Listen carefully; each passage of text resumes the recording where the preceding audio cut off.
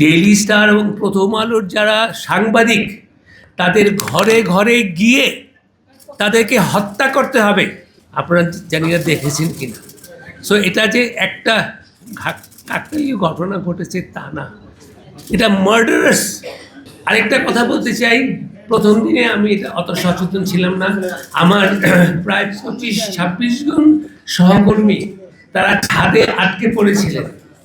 এখন যদি হতো যে যারা ডেইলি স্টারকে ঘৃণা করে তারা বলতো, এই সাংবাদিক তোদের সঙ্গে কোনো সম্পর্ক নাই, তোরা বেরিয়ে যা, আমরা বিল্ডিংয়ে আগুন লাগাবো, সেই 26-27 জন ছাদে আটকে ছিল এবং ফায়ার ব্রিগেডকে আসতে দেওয়া হয় নাই।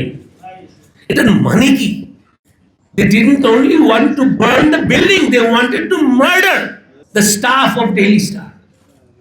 So we have entered, এটা ফখরুল ভাই খুব সুন্দরভাবে বললেন যে we have not only to just react, stand together, but we have to respond.